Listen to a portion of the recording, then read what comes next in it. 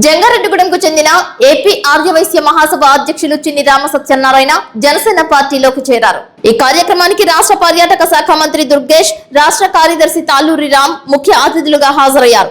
సూర్య function hall నందు జరిగిన ఆత్మీయ సమావేశంలో సిహెచ్ఆర్ కు జనసేన పార్టీ కండువా వేసి పార్టీలోకి ఆహ్వానించారు. కొల్లేపర ఆనంద్, రాఘవరాజు, ఆదివిష్ణు తదితరులు జనసేన పార్టీ తీర్థం పుచ్చుకున్నారు. వివిధ పార్టీలకు చెందిన వ్యక్తులు జనసేన పార్టీలోకి విచ్చేశారు. ఈ కార్యక్రమంలో జనసేన పార్టీ నాయకులు, కార్యకర్తలు భారీగా తరలివచ్చారు.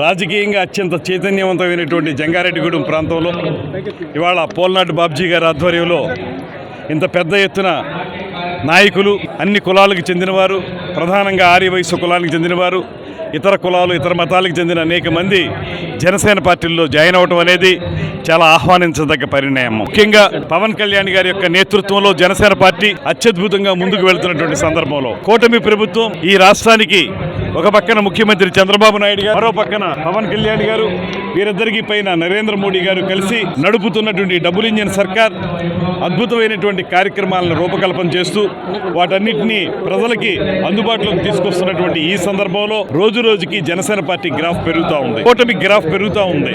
ముఖ్యంగా పంచాయతీరాజ్ శాఖని దేశంలోనే నెంబర్ 1 శాఖగా తీర్చిదిద్దినటువంటి మా నాయకులు పవన్ కళ్యాణ్ గారికి మా అందరి తరఫున కూడా ధన్యవాదాలు తెలియజేస్తూ, అలాంటి నేపథ్యంలో ఇవాళ బాబ్జీ గారు ఒక మంచి కార్యక్రమాన్ని ఏర్పాటు చేశారు. ఇవాళ ఇంతమంది నాయకులు, కార్యకర్తలు జనసేన పార్టీలో జాయిన్ అవ్వడం అంటే జనసేన పార్టీ ప్రాంతంలో మరింత బలంగా వేళ్లూనుకుంటుందనేటువంటి మాటను తెలియజేస్తూ, కూటమి యొక్క ధర్మాన్ని కాపాడుతూ, 3 పార్టీలు యొక్క స్నేహ సంబంధాలు చక్కగా కొనసాగి ఈ కూటమి ప్రభుత్వం ముందుకు వెళ్లాలని మనస్ఫూర్తిగా కోరుకుంటూ చివరిగా ఒక మాట చెప్తాను. ఇవాళ పార్లమెంటులో అమరావతి ఏకైక రాజధాని ఆంధ్రప్రదేశ్ అనేటువంటి ఒక బిల్లు ప్రవేశపెట్టినప్పుడు ఇవాళ ద్వంద్వ వైఖరితో ఉండేటువంటి జగన్మోహన్ రెడ్డి గారు ఆ చర్చలో పాల్గొనకుండా వాకౌట్ చేయడం అనేది ఈ రాష్ట్ర ప్రజలకి వాళ్ళు చేస్తున్నటువంటి మోసం అనేటువంటి మాటని తెలియజేస్తా ఉన్నాను.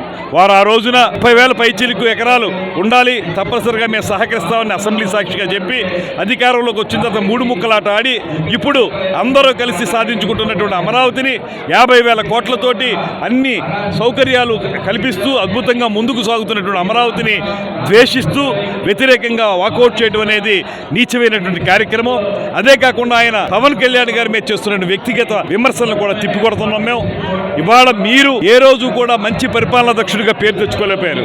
అదే ఉప ముఖ్యమంత్రిగా పవన్ కళ్యాణ్ గారు పంచాయతీరాజ్ శాఖ కానీ, ఆర్డబ్ల్యూఎస్ శాఖ కానీ, అటవీ శాఖ కానీ, పర్యావరణ శాఖ కానీ వీటన్నిటినీ కూడా అద్భుతంగా నడుపుతూ పంచాయతీరాజ్ శాఖని దేశంలోనే నెంబర్ 1 చేసినటువంటి పవన్ కళ్యాణ్ గారిని విమర్శించడానికి మీకు ఏమాత్రం అర్హత లేదు.